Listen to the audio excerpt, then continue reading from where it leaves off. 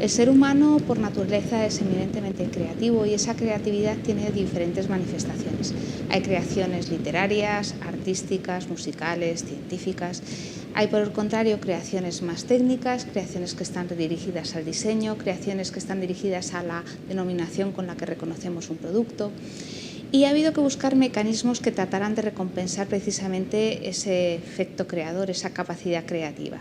De ahí que hayan surgido los derechos de propiedad industrial y de propiedad intelectual, que precisamente van a tratar de proteger cada una de estas vertientes de la creatividad, bien la creatividad de carácter técnico con la propiedad industrial, bien la creatividad de carácter intelectual con la propiedad intelectual.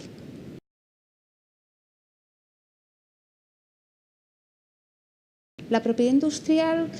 que como su propio nombre indica, va a proteger todas aquellas creaciones que están relacionadas con la industria, va a agrupar tres grandes tipos de derechos, lo que se conocería como derechos técnicos a través de patentes y modelos de utilidad. Por otro lado, las creaciones de carácter más de diseño, que son protegidas a través del diseño industrial, y las creaciones de las denominaciones, lo que de forma vulgar conocemos como marcas, pero que también puede incluir otro tipo de derechos como los nombres comerciales.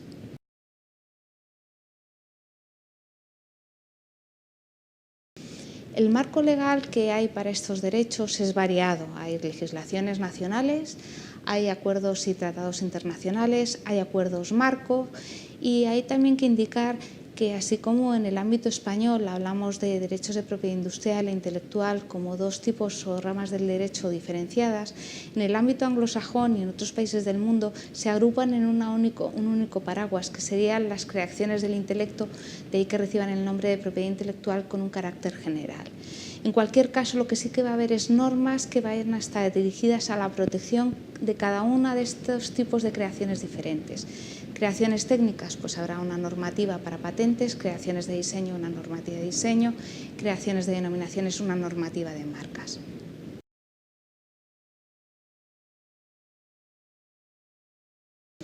Todas estas normas recogen unos principios básicos que son sobre qué vamos a poder obtener el derecho, para quién va a ser este derecho, qué duración va a tener el derecho, qué requisitos debe cumplirse si queremos tener el derecho, qué obligaciones hay que cumplir aparte de las iniciales a la hora de hacer la solicitud, qué creaciones, aunque queramos protegerlas a través de alguna de estas modalidades, no podemos hacerlo porque están excluidas expresamente por la ley, y también el procedimiento administrativo que hay implícito en cada una de estas solicitudes de derecho, ¿no? Qué pasos hay que dar, qué documentación hay que presentar y en qué formato, todo lo que sería el procedimiento legal y administrativo.